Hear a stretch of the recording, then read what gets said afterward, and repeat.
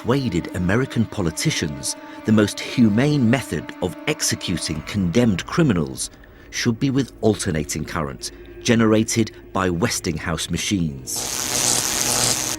Edison's lawyers even suggested a new term to describe being electrocuted in this way: to be Westinghoused. And at precisely 6:32 on the morning of the 6th of August 1890, a 45-year-old man, William Kemmler, was strapped to a wooden chair and 2 soaking wet electrodes were carefully attached to him. And as 26 officials and doctors looked on from an adjoining room, Kemmler said goodbye to the prison chaplain and waited.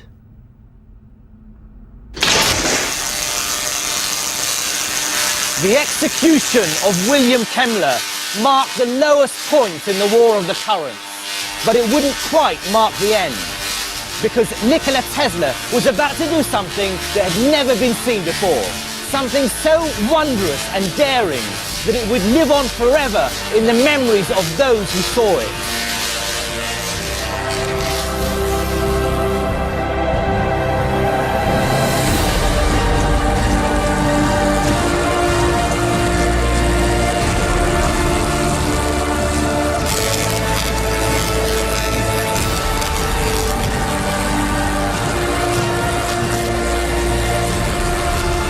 Tesla had been developing a method of generating very high-frequency alternating currents, and on May 21st, 1891, at a meeting of top electrical engineers, he demonstrated it.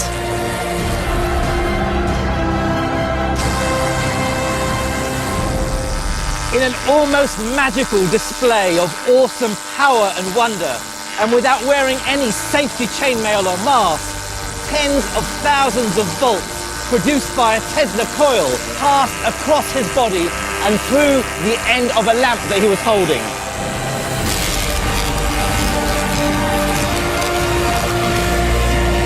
Tesla's alternating current was at such a high frequency that it passed through his body without causing serious harm or even pain.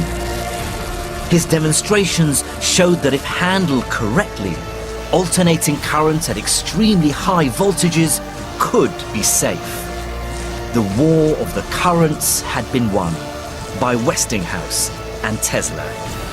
In 1896, a new power station was completed at Niagara Falls, using Westinghouse AC generators to produce Tesla's polyphase current.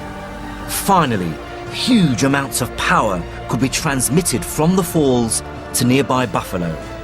And then, a few years later, the Niagara plant was providing power to New York City itself. And today, almost all of the electricity generated in the world is done so using Tesla's system.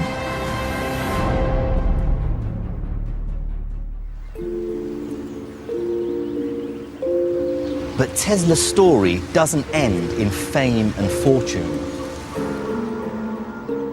Although he went on to make significant contributions to many other areas of science and invention, to save George Westinghouse from ruin after a stock market crash, he gave up his claim to the royalties from his polyphase inventions.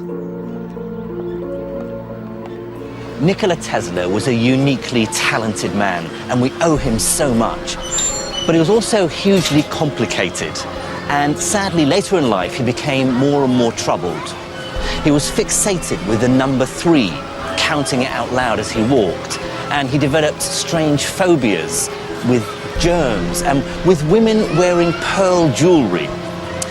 In many ways, his brilliant mind simply spun out of control. As Tesla's life unraveled, he withdrew from people and found emotional comfort elsewhere. He became obsessed with pigeons and was regularly seen feeding them here in Bryant Park in the center of Manhattan.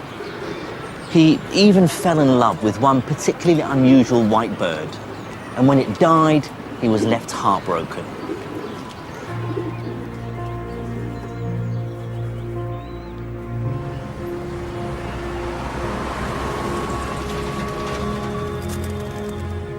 As an old man, Tesla was left almost bankrupt and alone, living as a semi-recluse in this hotel.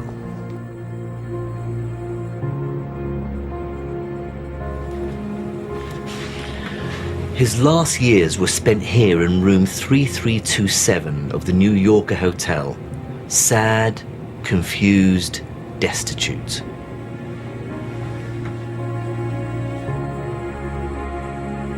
Edison went on to become an American hero, and his company would form part of General Electric, even today one of the world's biggest multinational corporations.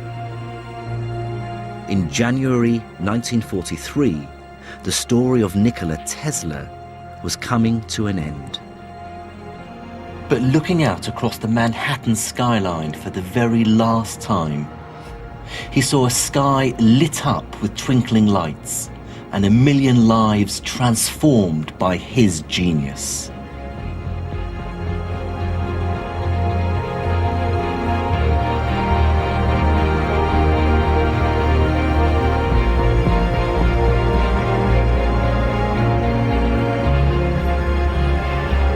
The ability to generate and transmit electricity and the invention of machines to use it have changed our world in ways we couldn't possibly have imagined. We can now generate billions of watts of electricity every second, every hour, every day.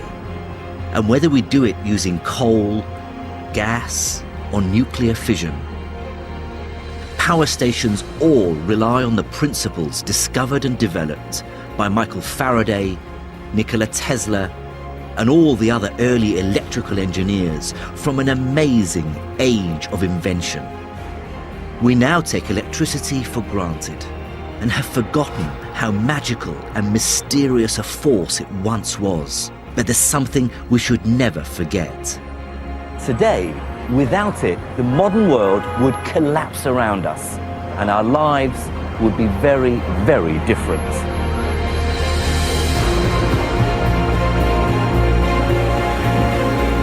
In the next episode, we tell of the electrical revelations that led to a revolution in our understanding of this amazing force.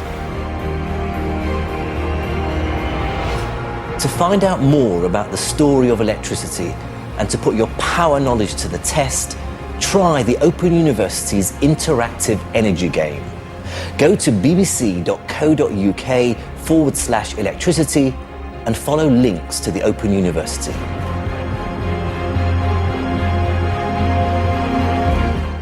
And the story of electricity concludes here on BBC HT at the same time next Thursday. Next this evening, Tracy Emin on Who Do You Think You Are?